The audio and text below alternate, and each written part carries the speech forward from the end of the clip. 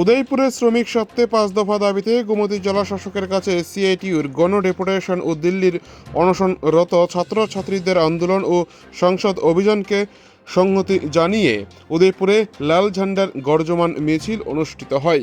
বেলা 12টায় জামতলা থেকে মিছিলটি বের হয়ে central road, new town road হয়ে পুনরায় জামতলা এসে সমাবেশ শুরু হয়। সমাবেশ থেকে 5 জনের প্রতিনিধি দল শ্রমিক নেতা রাজীব সেন, বিজয় চক্রবর্তী, আনিস আহমেদ চৌধুরী, কাকলি ঘোষ ও সুকান্ত ভূঁইয়া সহকারী জেলা শাসকের কাছে ডেপুটেশনে মিলিত হয়। অন্যদিকে সমাবেশে আলোচনা করেন সিআইটিইউ উদয়পুর মহকুমা কমিটির সম্পাদক প্রদীপ সাহা, সিপিআইএম উদয়পুর মহকুমা সম্পাদক দিলীপ দত্ত এবং সিআইটিইউ রাজ্য সম্পাদক অমল চক্রবর্তী। সমাবেশে সভাপতিত্ব করেন কুরবান মিয়া খাদিম, অনন্ত জমাতিয়া। মিছিলকে ঘিরে উদয়পুরে ব্যাপক নিরাপত্তা ব্যবস্থা জোরদার করা হয়েছে। উদয়পুর থেকে নিজস্ব প্রতিনিধির রিপোর্ট, টিভি 100 বাংলা।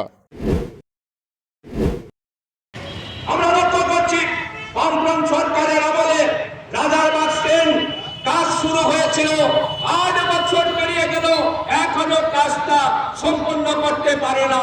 তাই যাত্রী এবং শ্রমিকদের অসুবিধার সম্মুখীন হচ্ছে এবং সেই জন্য দ্রুত গতিতে কাজটা শেষ করার জন্য আমরা আবেদন করছি। আমরা লক্ষ্য করছি পরিবহন দপ্তরে পরিবহন শ্রমিক যারা তাদেরকে পুলিশের হয়রানি করছেন এবং তার জন্য পুলিশ হয়রানি বন্ধ করতে হবে, এই দাবি আমরা করছি। আমরা দাবি করছি শ্রমিকদের যে মজুরি তা বৃদ্ধি করতে হবে।